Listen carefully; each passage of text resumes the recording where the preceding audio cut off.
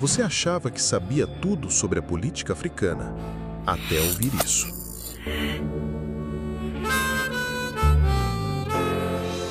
Ibrahim Traoré acaba de recusar dialogar com João Lourenço, presidente de Angola. Mas não parou por aí. Ele acusou o governo angolano de oprimir o próprio povo. Essa declaração incendiou a União Africana e abriu uma crise diplomática sem precedentes. O que realmente aconteceu? E por que essa recusa está mexendo com toda a África? Hoje, você vai entender a verdade por trás dessa tensão. E prepare-se, porque o que você vai ouvir agora não está passando nos telejornais.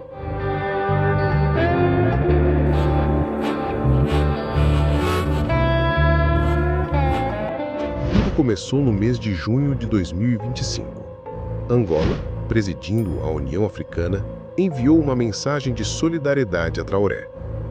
O enviado especial, Tete Antônio, foi ao Ouagadougou para conversar com o líder burkinense. O objetivo era simples: manter diálogo, reforçar unidade e buscar soluções para os conflitos no Sahel. Mas Traoré recusou. Não quis conversa. E justificou assim: não quero falar com aquele que oprime o seu próprio povo. Palavras duras e uma acusação direta ao presidente João Lourenço. Essa recusa não foi apenas uma resposta diplomática, foi um golpe político. Porque Angola é vista como uma potência na África Austral e Burkina Faso como um símbolo de resistência contra o neocolonialismo. Por que isso é tão grave? Porque expôs um racha dentro da União Africana.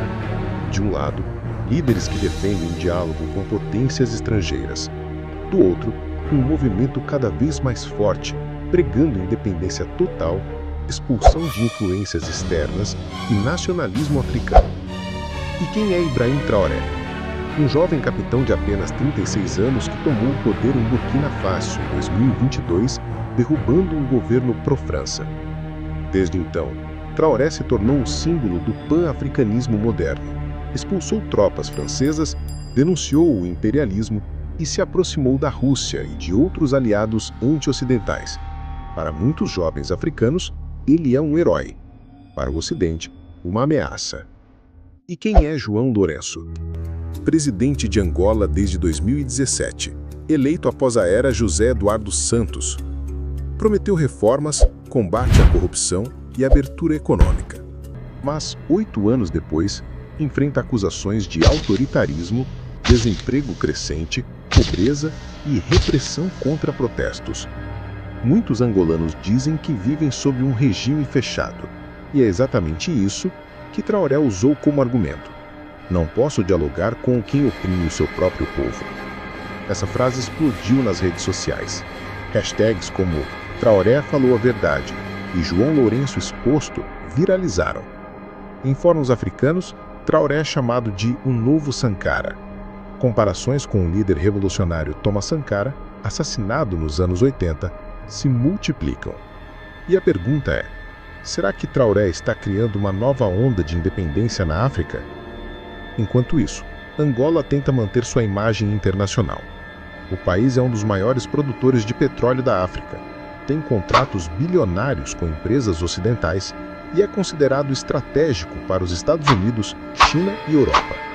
Um rompimento com a narrativa oficial seria devastador para o governo de Lourenço. Por isso, Luanda tenta minimizar a recusa de Traoré. Mas, nos bastidores, a tensão é real.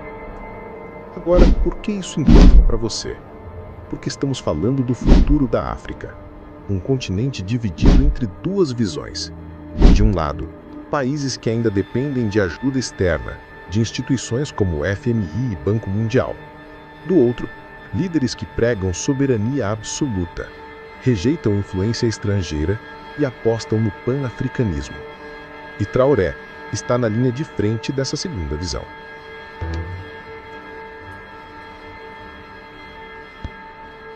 Mas essa história não termina aqui.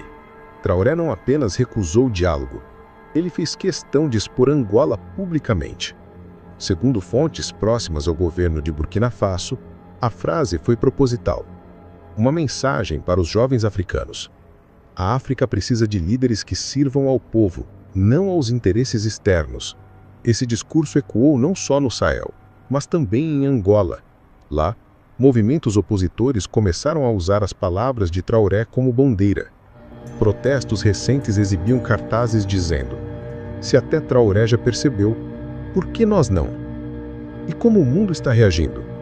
França, que já perdeu Mali, Níger e Burkina Faso, teme um efeito dominó.